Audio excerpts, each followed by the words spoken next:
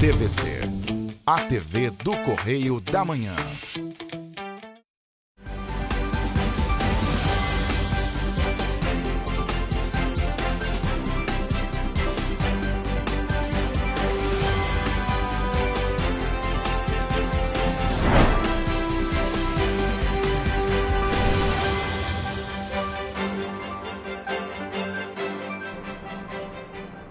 Olá, começa agora mais um Correio Petropolitano na TV, primeira edição. Eu sou Rafaela Cordeiro e estamos ao vivo dos estúdios da TV Correio da Manhã em Petrópolis, trazendo as principais notícias da região, especialmente para você.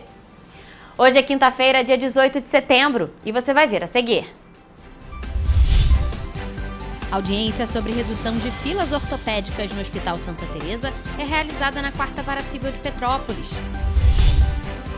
Secretaria de Estado de Saúde aponta redução nos indicadores precoces da Covid-19. Consulta pública avalia a inclusão de vacina contra herpes zoster no SUS. Prefeitura de Petrópolis convoca 66 aprovados em concurso público da educação. Enel promete investir mais de 6 bilhões de reais no Rio até 2027. Enel realiza mutirão de 1.500 podas e serviços em Petrópolis. Agora, no Correio Petropolitano na TV, primeira edição.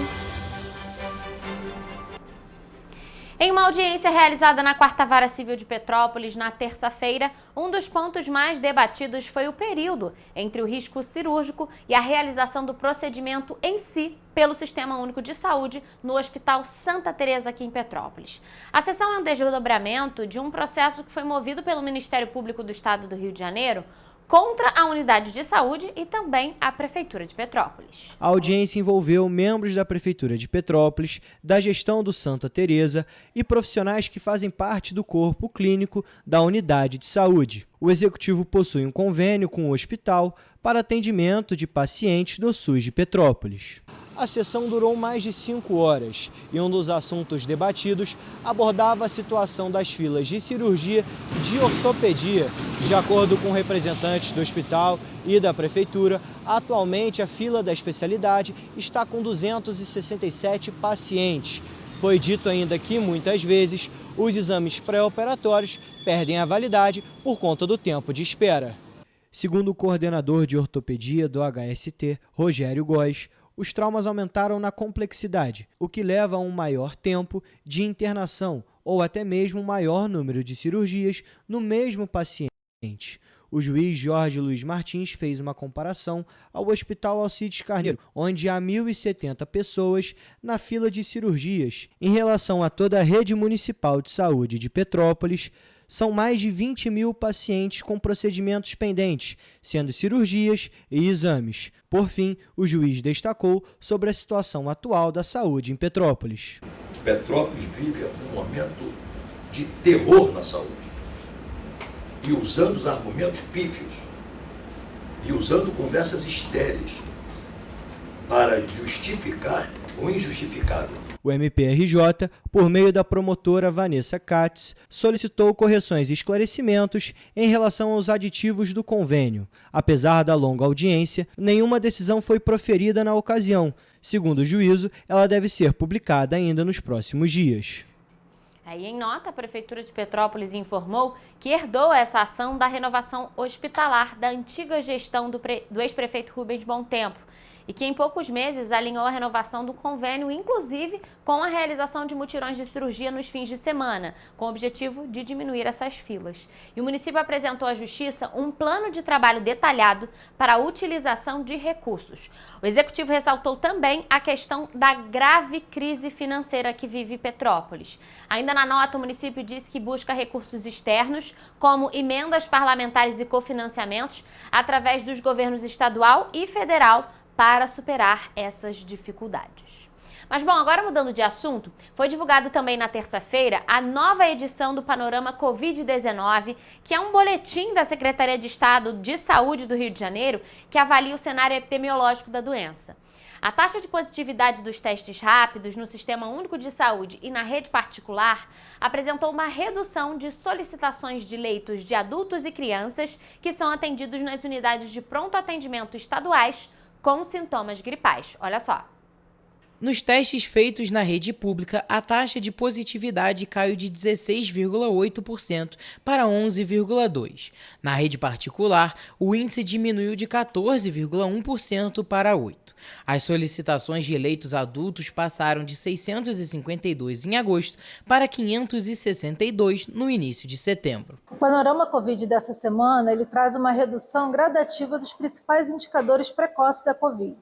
Entre eles, a gente observa a taxa de positividade dos testes rápidos realizados tanto nas unidades básicas de saúde como também no setor privado, e ele vem caindo gradativamente.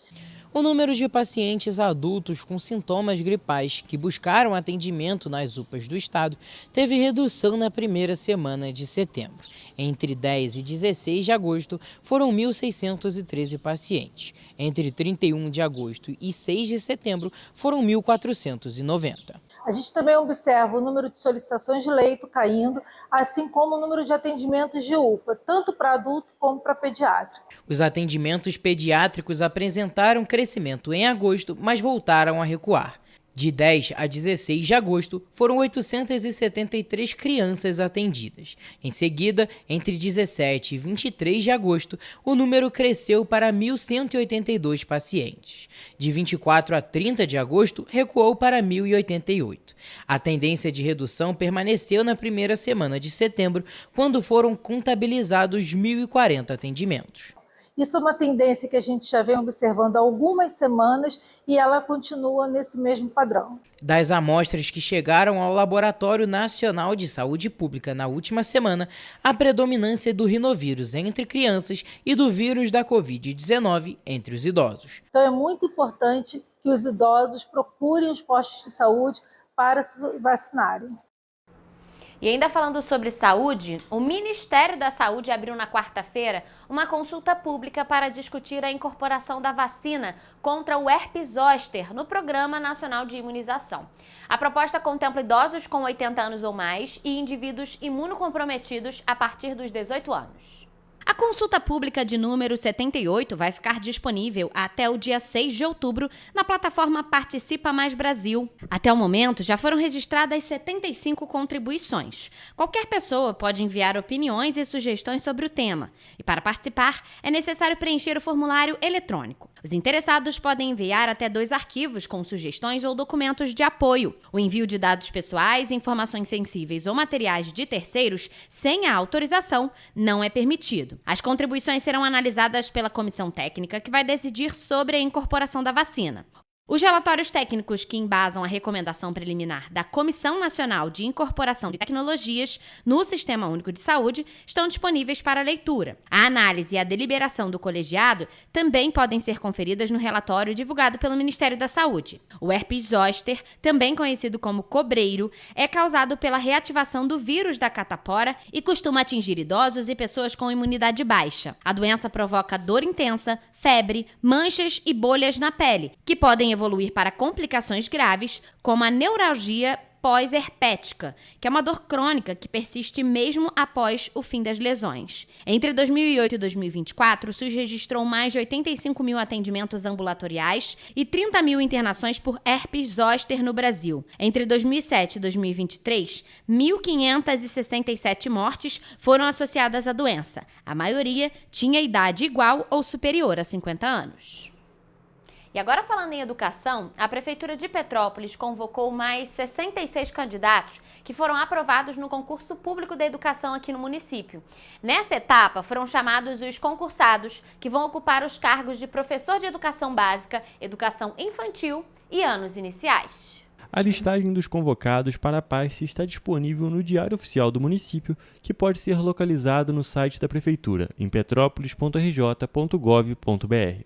De acordo com o prefeito da cidade, Ingo Rames, essa convocação faz parte das determinações previstas no edital do concurso e é de grande importância para o atendimento das demandas da rede municipal de ensino. Do total dos 66 profissionais convocados, 45 compõem a chamada ampla concorrência e 21 deles foram contemplados como cotistas, seguindo determinações da Lei 7.247 de 2014. Depois de convocados, agora os aprovados devem comparecer ao Departamento de Administração de Pessoal e Recursos Humanos, localizado no Centro Administrativo da Prefeitura.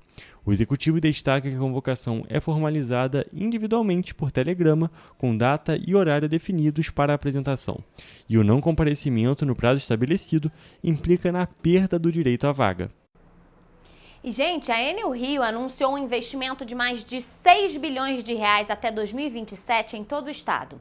O plano prevê modernização de subestações, a ampliação da rede elétrica e a criação de equipes próprias de emergência. Atualmente, a concessionária atende 3 milhões e 100 mil clientes em 66 municípios, entre eles Petrópolis, Teresópolis e Paraíba do Sul. Nos próximos 3 anos, a promessa é modernizar 98 das 132 subestações de alta tensão e aumentar em até 35% a capacidade de fornecimento de energia. A empresa também pretende ampliar a automação para agilizar a resposta em casos de falhas no sistema. Uma das propostas da empresa é investimentos em inteligência artificial, que vem sendo utilizados desde 2024. A função principal da IA é identificar falhas e realizar manobras para reestabelecer a energia, com o objetivo de otimizar o atendimento e diminuir o tempo de resposta. Vale destacar que um dos grandes desafios da empresa para conseguir manter a qualidade do serviço está relacionado ao contato da rede elétrica com a vegetação. Quando falamos do manejo da vegetação, que é uma responsabilidade das prefeituras. Só que quando ela chega já na rede, agora é uma responsabilidade da empresa. Então, em termos gerais, é uma responsabilidade compartilhada. Como mais da metade do território do estado é de preservação ambiental, agora a empresa conta com equipes próprias de poda e emergência que devem chegar à região serrana em 2026. Então, para este ano tivemos um reforço dentro desse processo de poda, que por sinal, antigamente era feito com parceiras, com empresas terceiras. Este ano estamos fazendo com equipes próprias, profissionalizadas. Em outubro, a empresa promete lançar o Plano Verão, que incluirá ações específicas para localidades mais sensíveis que historicamente enfrentam oscilações ou falhas durante os meses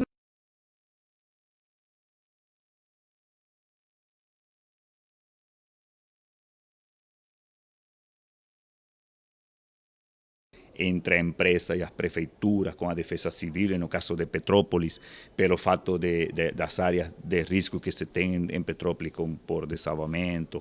Então, temos já todo um protocolo de como trabalharmos juntos. Outro projeto destacado durante o encontro foi a iniciativa de eficiência energética no Hospital Alcides Carneiro, em Petrópolis. Com investimento de mais de R$800 mil, o projeto previsto para o primeiro semestre de 2026 será custeado integralmente com recursos do Programa de Eficiência Energética da Enel, sem custos para o hospital. É um projeto que vai beneficiar o hospital com redução na conta de energia, através da substituição das lâmpadas do hospital, os ar-condicionados também, e também a previsão de instalação do sistema fotovoltaico para dar mais autonomia para o sistema de energia da instituição. E ainda falando sobre a Enel, a distribuidora deu início nesta quarta-feira e finaliza hoje um mutirão de 1.500 podas de galhos aqui em Petrópolis. A ação é preventiva e integra o plano de preparação para o período de verão, quando há uma grande incidência de chuvas no município da região serrana. Quem traz mais informações sobre este assunto para a gente agora é o repórter Jonathan Joras. A operação vai contar com 12 equipes, cestos de poda, caminhões coletores e técnicos especializados. De acordo com a Enel, as atividades vão acontecer nos bairros Fazenda Inglesa, Rocio Sindacta, Grota de Jacó, Alberto e Brejal. E além das podas, as equipes vão realizar serviços de manutenção e outras estruturas. Esse mutirão faz parte do plano contínuo da Enel de prevenção da rede elétrica para o verão, período que há maior incidência de chuvas e ventos, além do aumento da demanda de energia. As ações preventivas também contribuem para evitar o contato da vegetação com a rede elétrica, reduzindo assim o risco de curtos circuitos. No mês passado, os municípios de Areal e Paraíba do Sul também receberam os serviços. Eu sou Jonathan Joras para a TV Correio da Manhã. Jonathan, muito obrigada pelas informações. Nós vamos agora a um rápido intervalo e você vai ver a seguir. Polícia Civil de Paraíba do Sul recupera carro levado em golpe de estelionato. Policiais localizam depósito clandestino de motocicleta em Três Rios. Polícia prende ladrões de motos em Três Rios e descobre desmanche com 25 veículos furtados. Polícia Rodoviária Federal apreende mais de 700 quilos de maconha em carga de panetones. Homem é preso por estupro de companheira em Teresópolis. Operação Toronto cumpre mandados e 19 são presos em Teresópolis. O Correio Petropolitano na TV, primeira edição, volta já. Petrópolis, uma cidade histórica que agora tem um novo ponto de conexão. O Correio Petropolitano se renovou e leva o que de mais importante acontece na cidade, de maneira mais ágil e acessível. Acesse as notícias de Petrópolis de maneira rápida e prática, onde quer que você esteja. Fique por dentro dos acontecimentos da cidade, da política, da cultura e muito mais. Correio Petropolitano. A informação de qualidade a um clique de distância.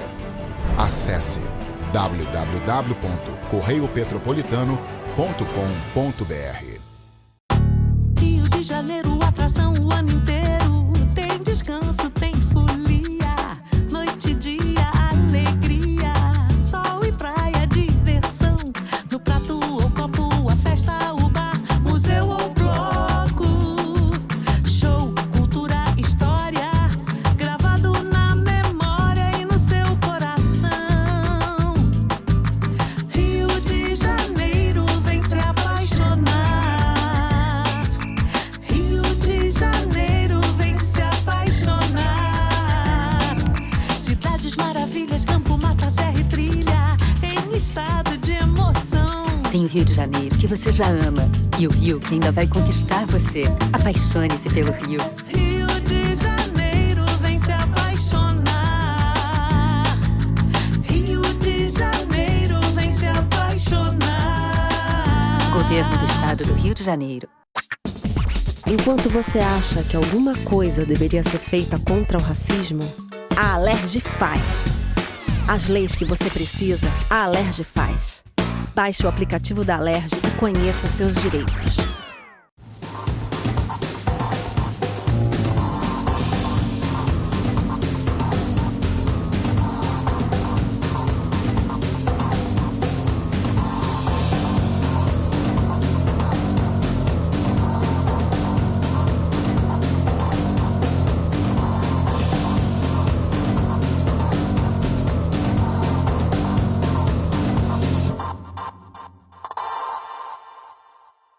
Petrópolis, uma cidade histórica que agora tem um novo ponto de conexão.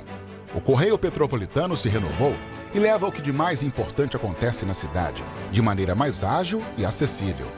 Acesse as notícias de Petrópolis de maneira rápida e prática, onde quer que você esteja. Fique por dentro dos acontecimentos da cidade, da política, da cultura e muito mais. Correio Petropolitano. A informação de qualidade a um clique de distância. Acesse www.correiopetropolitano.com.br. Rio de Janeiro, atração o ano inteiro. Tem descanso, tem folia. Noite e dia, alegria. Sol e praia, diversão. No prato ou copo, a festa, o bar, museu ou bloco. Show, cultura, história. Gravado na memória e no seu coração. Rio de Janeiro, vem se apaixonar. Rio de Janeiro, vem se apaixonar. Cidades maravilhas, campo, mata, serra e trilha, em estado de emoção. Tem o Rio de Janeiro, que você já ama, e o Rio que ainda vai conquistar você. Apaixone-se pelo Rio. Rio de Janeiro, vem se apaixonar. Rio de Janeiro, vem se apaixonar. Governo do Estado do Rio de Janeiro. Enquanto você acha que alguma coisa deveria ser feita contra o racismo, a Alerj faz. As leis que você precisa, a Alerj faz. Baixe o aplicativo da Alerj e conheça seus direitos.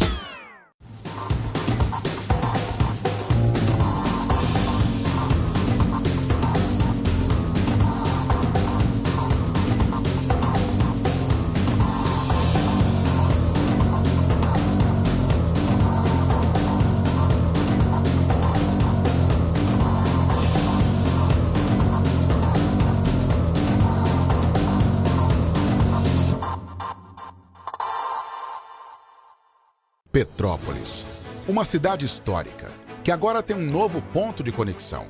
O Correio Petropolitano se renovou e leva o que de mais importante acontece na cidade, de maneira mais ágil e acessível. Acesse as notícias de Petrópolis de maneira rápida e prática, onde quer que você esteja. Fique por dentro dos acontecimentos da cidade, da política, da cultura e muito mais. Correio Petropolitano.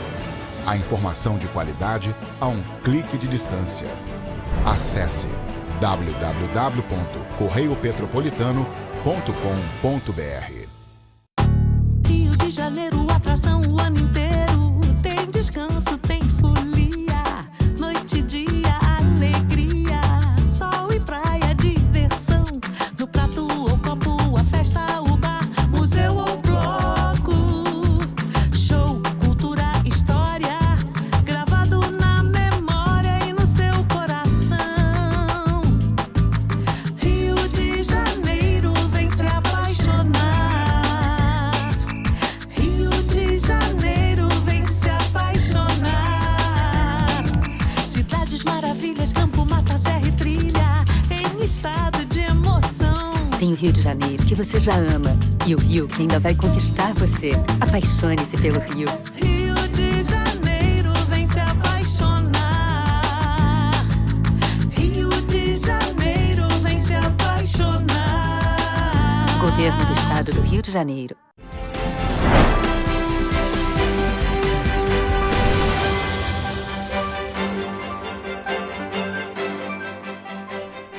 Estamos de volta com o Correio Petropolitano na TV, primeira edição. A terceira vara civil de Teresópolis negou o pedido de liminar do Ministério Público para suspender o show do cantor Leonardo, que está previsto para ser realizado no próximo domingo, dia 21 de setembro, na Feira do Produtor Rural na cidade de Teresópolis. A gente falou muito sobre esse assunto ao longo da semana. A primeira Promotoria de Justiça de Tutela Coletiva do Núcleo Teresópolis informou que avalia a possibilidade de um recurso. Então, até o momento, o show não foi suspenso e acontece normalmente no próximo domingo. A gente vai entrar ao vivo agora com a nossa repórter Evelyn Carvalhais, que vai trazer mais informações sobre este assunto. Boa tarde, Evelyn. Boa tarde, Rafa. Boa tarde a todos que estão nos assistindo. Bom, é exatamente isso. E a principal polêmica em torno do show do cantor sertanejo seria o cachê cobrado pela contratação do mesmo, que é de R$800 mil. Isto porque a Prefeitura Municipal de Teresópolis atuava sob um decreto de estado de calamidade financeira há pouco mais de 4 meses. De acordo com o MPRJ, a ação tem como justificativa o fato do município ter decretado recentemente o estado de calamidade, reconhecendo dívidas de aproximadamente R$700 milhões. Como justificativa da ação, o MPRJ aponta que o município usa o argumento de falta de dinheiro, junto ao de não cumprir a implementação de políticas públicas básicas de saúde e assistência social, além de não pagamento dos credores. A contratação foi publicada no Diário Oficial do município no último dia 8 de setembro, a pedido da Secretaria de Turismo. A apresentação do cantor está prevista para o último dia do evento, ou seja, dia 21, domingo, às 11 horas da noite. Ao Correio Petropolitano, a Prefeitura de Teresópolis disse que o valor da contratação do show do cantor Leonardo segue o padrão de valores cobrados por apresentação de artistas consagrados nacionalmente e que, mesmo ainda em dificuldade financeira, deve continuar com a prestação dos serviços públicos à população, inclusive proporcionando eventos culturais de lazer e entretenimento. Rafa, volto com você. Evelyn, essa situação já virou uma verdadeira novela. Como eu falei desde a semana passada, a gente vem trazendo desdobramentos sobre essa situação que acontece em Teresópolis. E cada hora é uma coisa que acontece, né? Ele poderia ser suspenso, agora a promotoria disse que não vai ser suspenso, enfim. É uma situação complicada. Eu comentei com o Jonathan esses dias que, na verdade, demonstra a falta de equilíbrio. Porque se está em situação, um decreto de calamidade financeira, gastar R$800 mil num show acaba não sendo algo muito, né, correto, é o suspeito. Mas, por enquanto, o show está marcado e vai acontecer no domingo. Mas, claro, a gente traz atualizações para vocês. Mas, em nota, a primeira Promotoria de Justiça de Tutela Coletiva do Núcleo Teresópolis informou que está ciente da decisão do Tribunal de Justiça. Mas, daqui a pouco, a gente traz mais atualizações sobre esse assunto para vocês. E a promotoria disse que negou o pedido, que o Tribunal de Justiça negou o pedido de liminar apresentado pelo Ministério Público do Estado do Rio de Janeiro, que agora avalia a possibilidade de um recurso sobre essa decisão.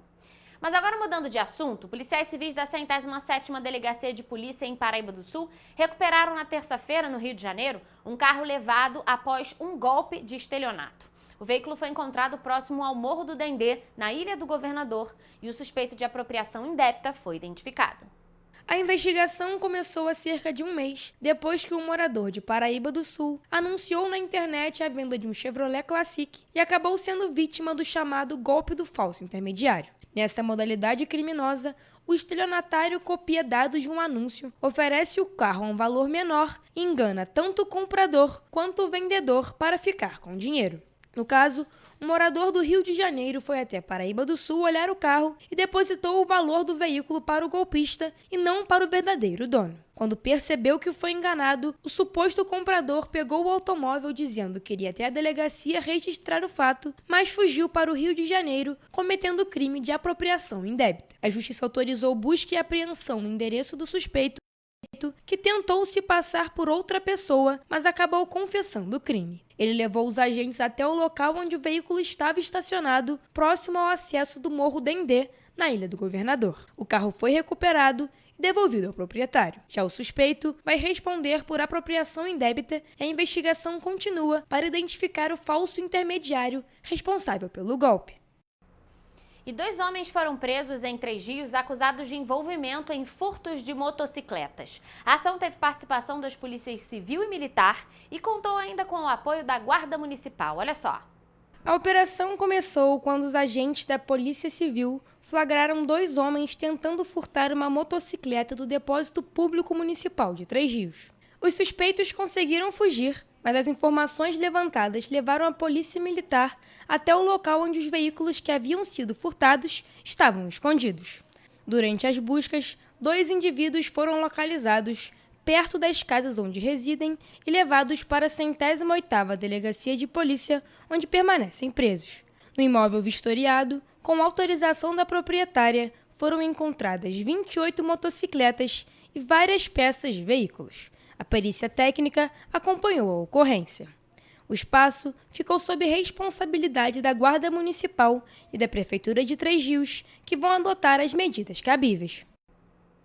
E na manhã de terça-feira, uma ação conjunta da Polícia Civil e da Polícia Militar resultou na prisão de 2 homens e na descoberta de um desmanche de motocicletas. O caso começou quando 2 agentes da 107ª Delegacia de Polícia em Paraíba do Sul, que estavam de folga, perceberam uma movimentação suspeita nas proximidades do depósito da Prefeitura, no bairro Cantagalo.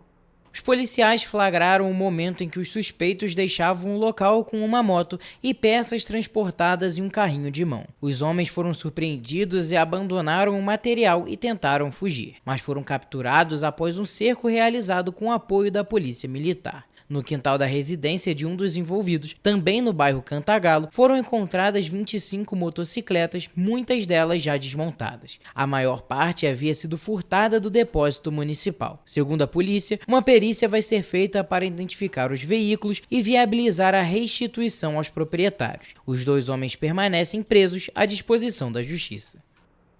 E uma grande apreensão de drogas mobilizou a Polícia Rodoviária Federal e a Polícia Civil de São Paulo na noite de terça-feira em Três Rios. O motorista do caminhão que estava com o material foi preso, olha só.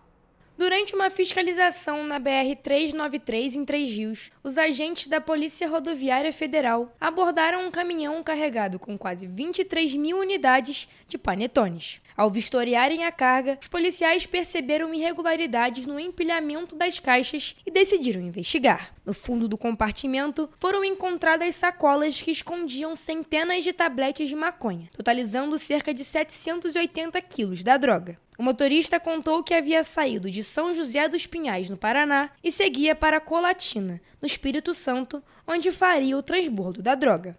O homem foi preso em flagrante e a ocorrência encaminhada para a delegacia de Três Rios. E em Teresópolis, um homem foi preso em flagrante na segunda-feira pelos crimes de estupro de vulnerável e divulgação de cena de estupro. O autor foi capturado no município logo após cometer o crime. O repórter Hugo Petersen é quem traz mais detalhes sobre esse assunto. Agentes da 110ª Delegacia de Polícia de Teresópolis realizaram a prisão do homem no bairro Nossa Senhora de Fátima, na cidade da Imperatriz. De acordo com informações da Polícia Civil, a vítima relatou que, além da violência sexual, o autor também divulgou cenas íntimas do casal em um perfil de uma rede social, sem a autorização dela. Após a denúncia, os policiais localizaram e prenderam o autor em flagrante pelos crimes de estupro e divulgação de cena de estupro ou de cena de estupro de vulnerável, de cena de sexo ou de pornografia. Ele foi encaminhado à delegacia de polícia da cidade, onde permaneceu preso e à disposição da justiça. Hugo Petersen para a TV Correio da Manhã. Hugo, muito obrigada pelas informações. E ainda em Teresópolis, 19 integrantes de uma facção criminosa foram presos na terça-feira. A operação batizada de Toronto também resultou na apreensão de aparelhos celulares, drogas e dinheiro. A ação foi realizada pelo Grupo de Atuação Especial de Combate ao Crime Organizado do Ministério Público do Estado do Rio de Janeiro e com apoio da Coordenadoria de Segurança e Inteligência. A operação de cumprimento de mandados de prisão teve início pela manhã de terça-feira. Ao todo, 22 pessoas foram denunciadas pelo MPRJ pelos crimes de tráfico de drogas e associação para o tráfico de drogas, com participação de adolescentes. 3 acusados não foram localizados. Os mandados foram expedidos pela 2ª Vara Criminal de Teresópolis e as prisões foram cumpridas em diferentes bairros do município, assim como na cidade do Rio de Janeiro. 6 dos acusados já estavam detidos em presídios do Rio. Na operação, foram apreendidos 16 aparelhos celulares, um chip, um DRV, um radiotransmissor, além de drogas e R$ 11.649, dinheiro do tráfico de drogas. O grupo foi denunciado por atuar na venda de drogas e expandir a facção criminosa em Teresópolis e atuava nas comunidades das Paineiras, Fonte Santa e Quinta Lebrão. Segundo o MPRJ, os criminosos reproduziam práticas comuns em comunidades do Rio de Janeiro, como o domínio territorial com a intimidação de moradores e o uso de violência contra desafetos. Carlos Eduardo Santos da Silva, apontado como um dos principais líderes do Comando Vermelho no interior do estado, está entre os presos. De acordo com o MPRJ, ele foi transferido para o regime disciplinar diferenciado no Presídio de Segurança Máxima Bangu 1.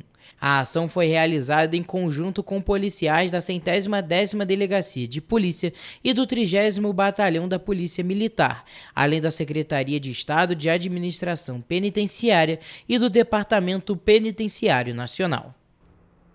E, gente, olha só, na manhã desta quinta-feira, um cachorro foi resgatado dentro de uma represa que fica na trilha do Cascalinho, aqui em Petrópolis, no bairro Morém.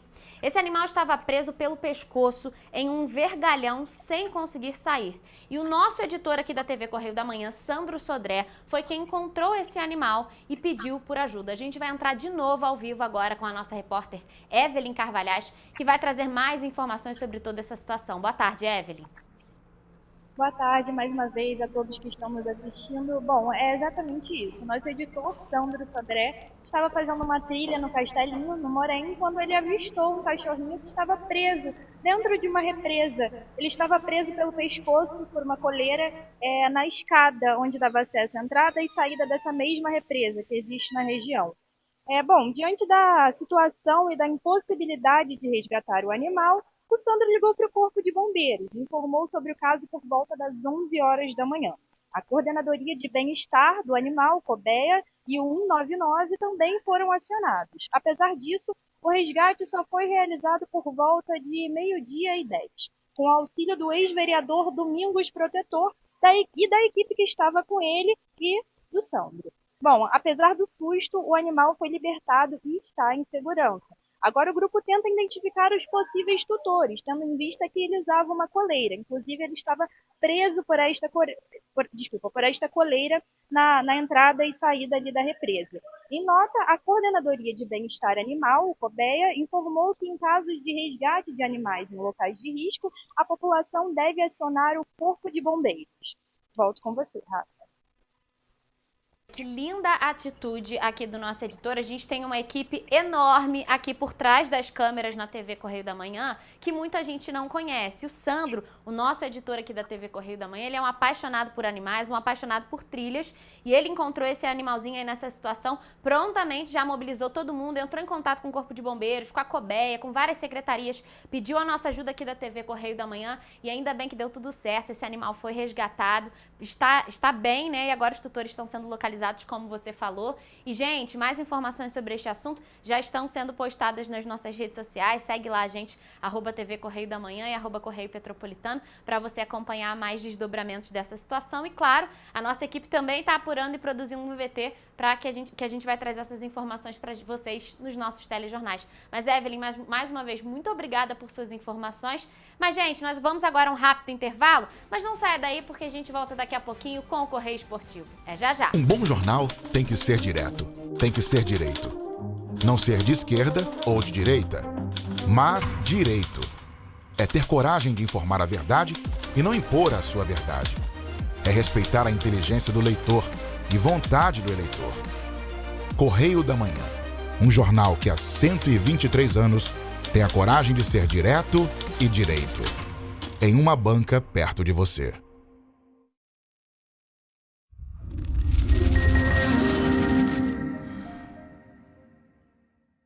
O grupo de jornais que mais cresceu no Brasil apostou na força do impresso e no jornalismo direito. Em setembro de 2025, o Grupo Correio da Manhã completa 6 anos de uma trajetória marcada por coragem, compromisso e credibilidade. Resgatamos a história do jornal mais importante do Brasil no século XX e hoje somos protagonistas da nossa história no século XXI. Acreditamos na responsabilidade de colocar a informação correta no papel. Enquanto o mundo digital muda a cada segundo, o jornal impresso permanece como referência de verdade e confiabilidade. Contamos com 4 parques gráficos próprios, no Grande Rio, em Volta Redonda, no Núcleo Bandeirante e em Areal, em Brasília, equipados com 8 rotativas de alta tecnologia que produzem todos os nossos jornais em cores. São 5 jornais diários. Correio da Manhã, Estado do Rio, Correio da Manhã Nacional, Correio Sul Fluminense, Correio Petropolitano, Correio da Manhã Distrito Federal e o Grupo Vai Além. Abriga o tradicional Jornal da Barra, com 35 anos de história, a lendária revista O Cruzeiro e o Jornal de Turismo, publicado há 59 anos. Na área eletrônica temos a TVC, TV Correio da Manhã, no ar há 24 anos pelo canal 16 de Petrópolis, com estúdios também no Rio de Janeiro e em Brasília. Crescemos com uma missão clara: levar ao leitor uma informação verdadeira. É um jornalismo direto e direito. Um jornal que respeita a política e é respeitado pelos políticos. Nossas páginas e plataformas reúnem um time de jornalistas e colunistas de peso: Fernando Molica, Rodolfo Lago, Thales Faria, Cláudio Magnavita, Ricardo Cravo Albim, Rui Castro, Alexandre Garcia, Aristóteles Drummond, entre outros nomes que ajudam a construir a credibilidade da nossa marca. São 4 redações integradas e um conteúdo cada vez mais ampliado no meio digital. Grupo Correio da Manhã. Informação com tanta credibilidade que é impressa todos os dias.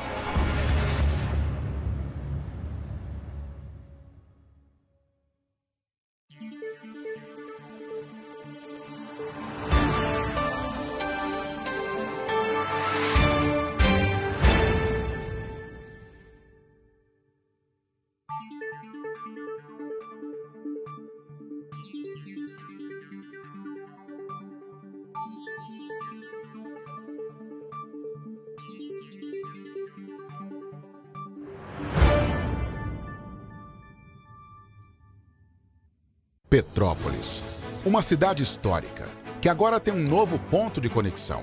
O Correio Petropolitano se renovou e leva o que de mais importante acontece na cidade, de maneira mais ágil e acessível.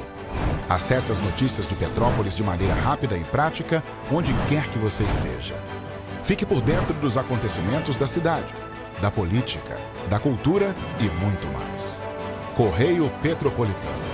A informação de qualidade a um clique de distância. Acesse www.correiopetropolitano.com.br.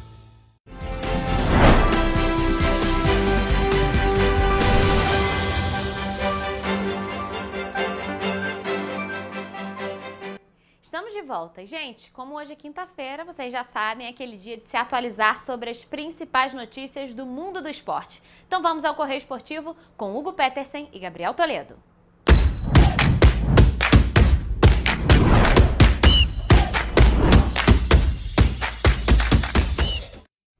Começamos agora mais um Correio Esportivo, um momento de focar em esportes aqui na TV Correio da Manhã.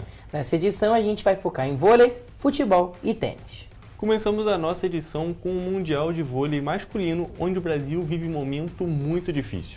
A inesperada derrota por 3-0 para a Sérvia deixou a seleção com 6 pontos em 3 jogos. Com isso, os brasileiros estão na segunda colocação do Grupo H neste momento, ainda dentro da zona de classificação. Mas nesta quinta jogam República Tcheca e China pelo complemento da terceira e última rodada. Os brasileiros precisam secar os tchecos, que têm 3 pontos contra 0 dos chineses, que estão eliminados. A única chance do Brasil se classificar sem depender de critérios de desempate é com uma vitória chinesa por qualquer placar.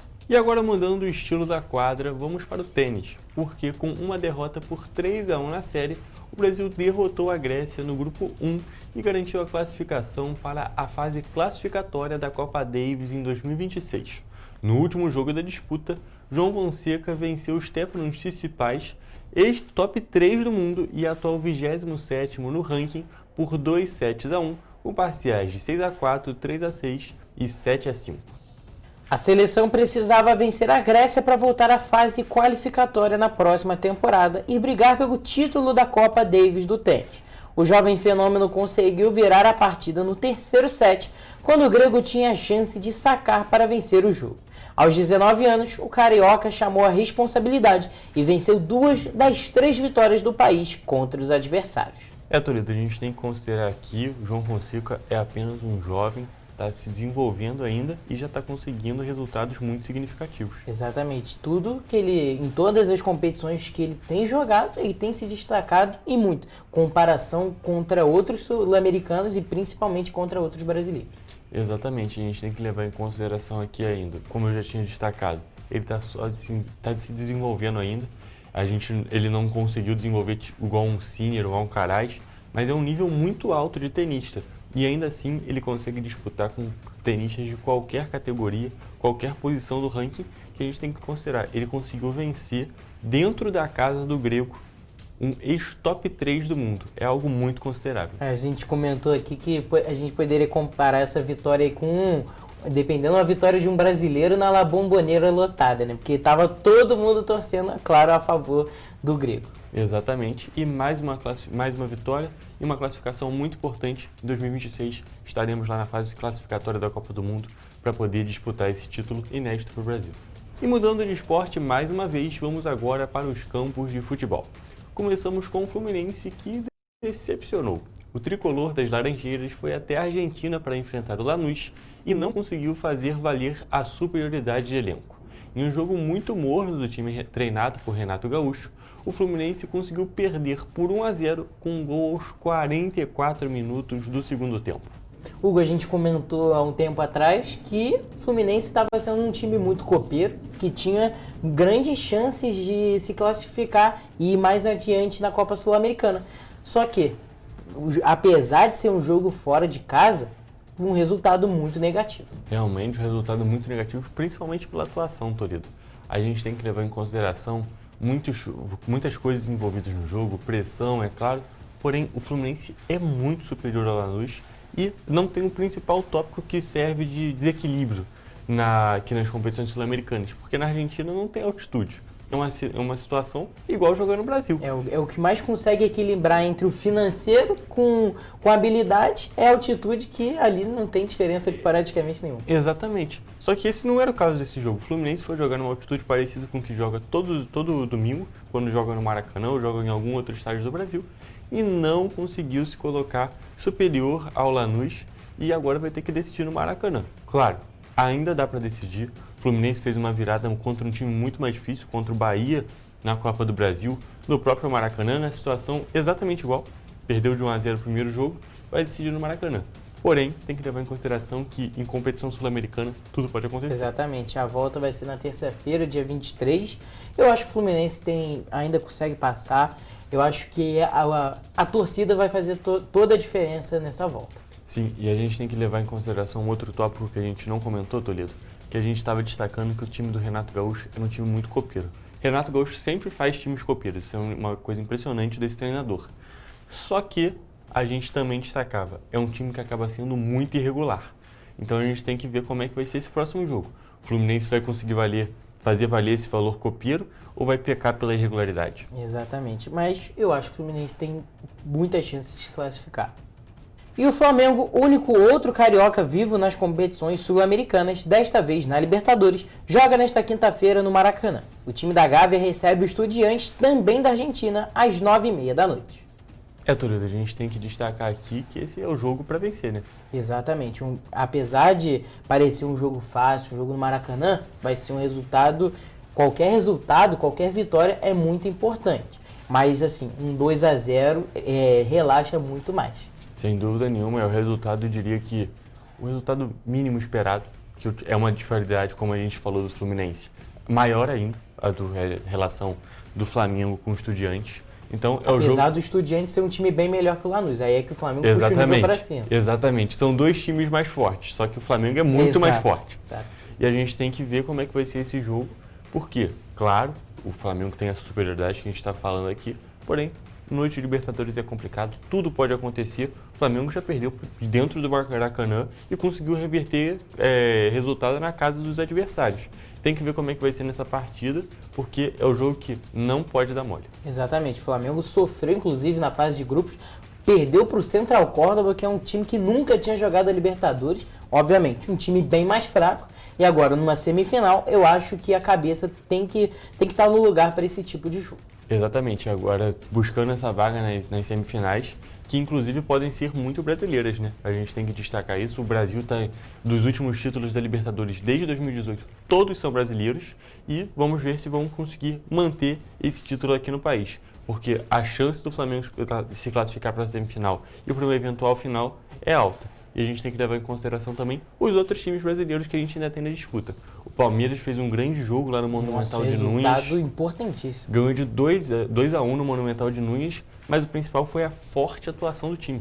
Foi impressionante, parecia que o Palmeiras estava em casa e não o River Plate. Parece que os jogadores nem estavam ligando para a torcida do River, que obviamente é uma das maiores do mundo, pode-se dizer, e parece que não fizeram diferença. Tinha hora, inclusive, que a torcida do Palmeiras, a gente conseguia escutar mais eles do que os argentinos. Exatamente. Os argentinos, que eram 82 mil no estádio do River Plate, no Monumental, que está uma coisa bizarra, uma das coisas mais lindas que a gente tem no futebol sul-americano, é ver a torcida do River Plate no novo Monumental de Nunes, que ficou muito maneiro mesmo. E, ainda assim, mesmo com todos esses fatores, o Palmeiras conseguiu ser muito superior. Tomou o gol ali numa bobeira, uma bola que desviou. Mas tem uma vantagem enorme. Uma vantagem enorme. E a gente tem que levar em consideração também o outro brasileiro, que é o São Paulo. Esse tem uma vida um pouco mais complicada para jogar, e não tem um time tão forte como o do Flamengo e do Palmeiras. E bem irregular também. Exatamente. No Brasileirão está muito regular, desde que o Crespo assumiu. Porém, nas competições sul-americanas ainda oscila muito. E a gente tem que ver como é que vai ser esse time atuando mais uma vez na Libertadores. Mas, se tudo der certo, vamos dizer assim, a gente consegue ter Flamengo, São Paulo e Palmeiras nas semifinais. Mas olha, o Flamengo ainda está com uma chave um pouquinho mais fácil, eu diria. Não, isso sem dúvida nenhuma. E para finalizar o nosso quadro de hoje, nós temos times petropolitanos jogando neste fim de semana. O Petrópolis FC vai enfrentar o Paduano no sábado. E o Serrano vai até Nova Friburgo no domingo para enfrentar o Friburguense, ambos os jogos válidos pela terceira rodada da Série B1 do Campeonato Carioca. Toledo, esse é o momento de apoiar os times aqui de Petrópolis, o Serrano. Nenhum dos dois vai jogar em Petrópolis efetivamente, porém a gente tem excursão levando, temos excursão levando até Nova Friburgo, no caso do Serrano, da torcida do Sou Serranista, inclusive está com vagas, para quem estiver interessado, para poder prestigiar o time e também, quem sabe, conhecer outra cidade, conhecer um estádio diferente. Exatamente, vai ser um jogo assim bem equilibrado, eu diria. E a gente tem que ver como é que vai ser essa partida, porque o Serrano conseguiu uma ótima vitória na última rodada, a gente trouxe aqui para vocês alguns detalhes, e seria bom o time conseguir emplacar uma sequência de vitórias, uma segunda vitória consecutiva ali. Jogou muito bem nesse jogo, no jogo do último fim de semana, e seria bom que mantesse esse alto nível de atuação, é claro, nos níveis do Serrano. E agora falando do Petrópolis, a situação é um pouco diferente, porque o Petrópolis não joga em Petrópolis em si, vai jogar lá no Bariri, na Baixada Fluminense, e vai enfrentar o Paduano, e ali é um jogo um pouco mais em aberto, principalmente, Toledo, levando em consideração o estádio do Bariri, que o Serrano já jogou na primeira rodada e é uma coisa horrorosa. A gente destacou isso aqui, inclusive, que aquele gramado ali, com todo respeito, não tem condições de rolar um jogo. Porque a gente viu o Atílio Marotti, é um estádio que tem certas irregularidades, mas isso é normal. Só que o estádio do Bariri era só irregularidade. Era só irregularidade, era só terra e realmente é muito complicado. Porém, vamos torcer aqui, é claro, por uma vitória do Petrópolis, para os times aqui da Serra, os times de Petrópolis, conseguirem bons resultados, porque, inclusive, vamos ter Clássico Petropolitano. Mas aí, isso é lá para outubro, mais para frente a gente fala de novo. Isso aí. E agora a gente vai ter que encerrar o nosso quadro de hoje. Até a próxima com as principais notícias do mundo dos esportes. A gente se vê na próxima edição. Um beijo.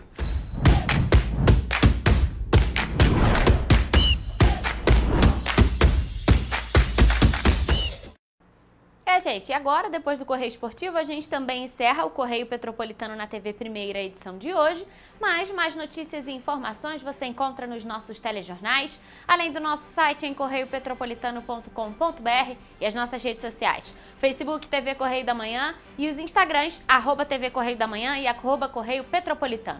Amanhã, gente, sexta-feira, nosso encontro está marcado. Estarei ao vivo esperando por vocês a partir de 1h da tarde. Até lá!